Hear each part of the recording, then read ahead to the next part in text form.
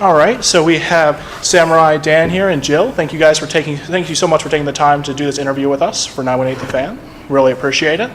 If you don't, just to start this off, just for our fans who haven't heard of you guys before, what exactly do you guys do? How did you get into the convention circuit kind of thing? We run a full-time samurai martial arts school. It's located almost dead center in the United States in Iowa City, Iowa. And that's also home to a long-running anime convention called Anime Iowa. Okay. And several of our students attended that convention every year, and they talked us into going and performing, doing a samurai arts exhibition with swordsmanship, and it was very well received. Anime has such a rich culture and background in traditional samurai things, the architecture, the martial arts, the weapons, that it provided a built-in interest level for what we do, and we have somewhat outgoing personalities. So rather than just doing a martial arts exhibition like a forms, we talk, we joke with the audience, and we build our show around what people want to see and how they want to do things. So it just kind of grew from there, where we travel a lot. As far as the performing part, we're on the road 40 weekends out of the year. And I'm still grumpy and angry and looking to fill those other 12 weeks because I hate staying home. Jill, did you were you sort of going along with Dan, or what's your take on this whole thing? Well, we opened our martial arts school together. He had been training in martial arts for several years. I actually started kickboxing as one of his students. Chased him around, broke his nose. Love it, first crunch. Started into the samurai swordsmanship as well, and we had decided at that point what we wanted to do was open a school and teach, and progressed, and the performing grew out of that. So now we go all over the country, and I chase him with a sword for the amusement of others. Sounds like a win-win. All right. Yeah.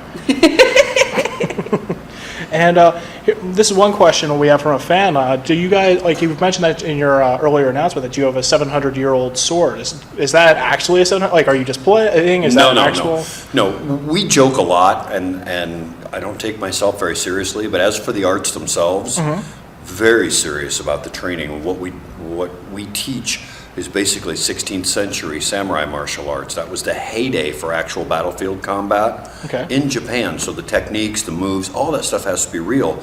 And so we are also very, very particular about what weapons we use as far as their strength and their durability. And for us, since we travel and perform, also their authenticity. And we do literally have a 700-year-old sword that's valued at over $30,000, and I throw that number out because that's what we turn down for it. Okay. That's actually this isn't some appraiser saying, oh yeah, it's worth this. That's somebody offering us that much money and turned it down. That would be the sword I normally use to cut with on stage, and my wife's blade is a 300-year-old sword that is one of 13 made for a set of Shinto shrines. So we actually have very, very rare antique weapons. Wow. So and it kind of balances out, because you have my personality that would be a negative, and then you have the swords that people are going, ooh, hate him, love his wife, love the swords, we're hiring them. And sometimes that just gets us in the door. It's like, look, I have this, and wave a 700-year-old sword in there, and people line up and say, ooh, pretty, can I take its picture? Does it do autographs? Well, I think you would undercredit yourself a little bit there, but it is a cool sword. Yes. So, between the two of you, how many, I don't want to say black belts because that's sort of an American term, but, how many, ranks do you have overall in terms of different martial arts?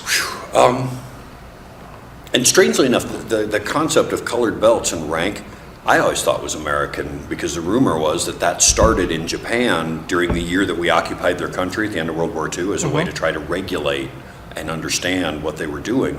But it actually came about before then. It started with Kodokan Judo, when Judo was formed in 1906. An instructor in France, he was Japanese, but he was running a school in France, and he started the colored belt system in 1938 as a way to encourage the newer students to keep coming and to keep going and to be able to see progression in what they did. Right. We're not big believers in the colored belt system, and because people equate that with how good you are, and it's not true. what rank you have is more indicative of how long you've been training Right. than how good you are. I mean, I'm 6'7", I played basketball my whole life. And when I get together with people that have been playing for a long time, there's still that one guy, and he's always picked last. He's been doing it for 20 years, but he gets picked last because he sucks. And everybody knows that whiny kid that's a second-degree black belt at whatever art he's at, and he's still the one getting his head dunked in the toilet. Yeah. You know, the rank isn't necessarily an indicator of abilities. Oh, I know. And now that I've said that, having been doing this, I've been training formally training for 22 years now. Okay. And I have a total of 10 Dan rankings Okay. in different arts, and we are certified to teach Japanese sword, kenjutsu, and teamaro, which is Japanese military sword. Okay. Bojitsu Tanrendo, it's polearm combat, and Aiki Bujitsu, which is the samurai unarmed combat, joint locks, throws, and Muay Thai kickboxing. We also teach knife combat. Okay.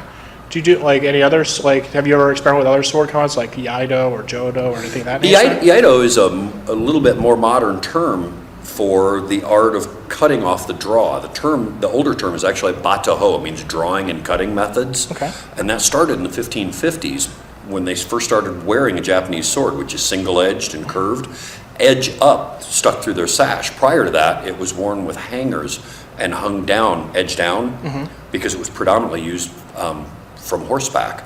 And the sword was called the tachi, but in the 1550s, foot soldiers started using it more on the battlefield, and they started putting the sword edge up through the sash, and that gave rise to the ability to cut off of the draw, and that is a big part of what we do. That's one of 5 areas that we focus on in training with the sword. Excellent. As far as if you want to call it playing, I don't mean to make it seem less serious, but anything that's not life or death, the Japanese consider playing. You can talk to a 7th Dan in Kendo that's 80 years old and he's been doing it since he was 2, and he says he's playing at Kendo because it's not life or death. Right. But in terms of, I guess, secondary arts that aren't our prime focus for teaching, I spent 6 years doing arnis, Filipino knife and stick fighting. Right. And we spend time in Sambo, which is a Russian grappling system. It's actually more comprehensive than just grappling, but it's heavy on the ground fighting Right. for us. And Muay Thai kickboxing. Muay Thai kickboxing is actually kind of our parent art, what we started out of. It's a tremendous framework. Okay. Nothing says love like hitting your boyfriend in the nose with an elbow. All right. Well, this is to Jill then. Like, obviously, we just went through all the different arts you guys have done. Like, was there anything in particular, like, outside of Muay Thai, like, was there anything in particular that you enjoyed or that you guys involved in with or anything of that nature? Just really kind of a fascination with the weapons. Grew up as an Iowa farm kid, riding horses, and everything from a horse riding standpoint, all of your upper level equestrian movements were all based off of battlefields. So I already had kind of a fascination for weaponry and being able to get into the swordsmanship, the pole arms, and different things.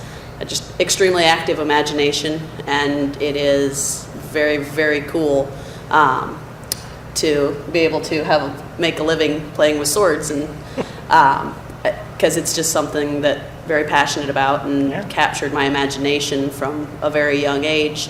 Other than that, love the kickboxing. There's just nothing like it, and it's a tremendous way to have fun, learn to protect yourself, and exercise. And it's cheaper than therapy. Hitting pads is cheaper than therapy. Nowadays, it definitely is. Frequently more releasing. Christmas present was a brand new giant heavy bag. I couldn't be happier. I just didn't want you to hit me anymore, dear. How'd that work out? She hits both of us now. I think she named the bag Dan too. All right. Well, on an unrelated note to the sword aspect, I know that you had written a book recently, The Yes. Pack. How has that been received? Like how? The book's actually only been out for 3 weeks now. Okay.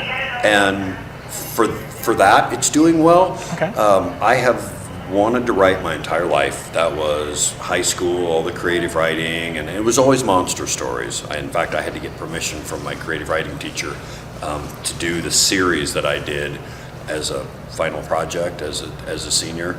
And she was actually very supportive and very enthused, and did the whole "you could be the next Stephen King if you stay with this." And then life happens after graduation, and you get sidetracked and end up doing other things. So the novel was a long time coming. Okay. And it was something I had to get back to. I've written a number of martial arts articles and had them published online, but it was too much like work. Right. It's like, this is what I already. So being able to write the pack and having Jillian's support for that, to be able to kind of get that out, was cathartic. Sorry, every time I start talking about writing, my vocabulary expands beyond, ugh, I kickbox. No, I Really understand. loved it, and the publishing company, Fantastic Journeys Publishing, just signed with a national distributor, and so the goal is to get the pack on bookshelves by December. Excellent. And I would love to be able to write for a living and make this my hobby, where it's just for fun again. Yeah. And I'd still want to be booked every weekend, but it doesn't carry the same stress. Right. Running the dojo day to day and stressing over, is this student mad at me, I'm going to quit, and just be able to go back to, what, I write for a living, I love it, it's wonderful, I love storytelling, and that's what writing is. Okay. And I'm just over halfway through the sequel to the pack. It's supposed to be done by Christmas as well, after much delays. All right. So I was actually just about to ask how that was going, but now we have an idea of when that's coming out. But I was like, it seems like you guys do some of everything. Like you do the performance aspect, you do the training, now you're writing books, all this stuff. Is there anything, you come to these conventions, is there anything that you're not doing that you're looking to get into as well, or or are you content with your crazy schedule as it is? I'm not sure how we could add more things to our schedule. I've cut back, but in addition to running classes at our school during the week at night and traveling every weekend and writing, I teach in area schools. I'm doing introductory self-defense classes at local schools, and I used to spend between 80 and 110 days out of the school year teaching. So I would teach and be on the mats all day, get home in time to grab something to eat, and then head to the dojo to teach classes. And that schedule was kind of killing me off. So I've cut back where it's down to 50 or 60 days a year, and that just finally finished actually on Tuesday. Oh, excellent. So now I can go back to writing. So there's always other things that you want to get into. And at some point I'll pick up a hobby, I think, because right now everything that's a hobby ends up being tied into what we do for a living. I love motorcycles. I have always loved motorcycles. The Pack obviously is a werewolf novel about an outlaw biker gang in West Texas that are werewolves. So I can kind of find a way anything that we're passionate about gets worked into something we do. Fair enough. I'd always wanted to play music, but I don't have the time or the talent. And my wife is very, very intimidating because the things she does well, she's unbelievably good at. And she is the music talent to the point that she started a taiko group, the Japanese drum performance group at our school, and has been hired by area schools to come in and teach programs for that. Excellent. Well, actually, in that case, was there anything you want to talk about I actually hadn't heard of this before. Was there anything you want to talk about the taiko then? Or? She just likes hitting things. Well, it's kind of a unique drumming experience versus what a lot of people think of for drumming with trap sets and stuff. For more United States kind of music, taiko drumming is amazing. It's a combination of the physical aspects of martial arts into beating on gigantic drums. There's a lot of stances and things very similar to a lot of martial movements. And the taiko drums were originally used to signal throughout communities, and dependent upon the rhythm and what was beat on the drum that could be heard throughout the entire town or community was, we're under attack, there's a meeting, there were signals for different things going on. So it's just kind of something that's really cool. We haven't had as much time for it now, or as big of a group for training, so we kind of go up and down. We spent a lot of time working with some different groups, talked with San Jose Taiko from California. Fabulous. Quite a bit. They're amazing. Kokyo Taiko out of Nebraska, also very, very great group of people. And it's something that's really cool that would be fun to expand again and have some more time to Sure, do. as soon But as for we have right more now, free time. Yeah. For right now, that one's kind of on a back burner. Fair enough. All right. Well, in that case, the other thing that really I have to ask is, like, if we have fans who are interested in sort of checking out what you guys do or meeting you at cons, do you have a website they can check out to learn more about you guys or anything of that nature? Right now, we're up on Facebook, facebook.com/Samurai Dan and Jillian. Okay. We usually try to keep an accurate list of conventions for each year that we're booked to perform at and updated as we continually get booked. Sorry, are you updated on that? This Yes. is, for us, this is week 5 Okay. of what's currently a 25 straight week run for performing, Oh, wow. and we're still trying to expand that out. So I Need don't to add a know that couple the more to the Facebook list thing is- online, but it's an easy way for people to get a hold of us, ask questions, find out where we're going to be at. Fair enough. All right. Well, cool. I mean, thank you guys so much for taking the time to talk with me. I know our fans will be thrilled to hear about everything you've been working on, and I'll definitely forward them to the Facebook page to see if they can't get in touch with you guys. So, Wonderful. Thank you very much for Thank you. having us. I appreciate it.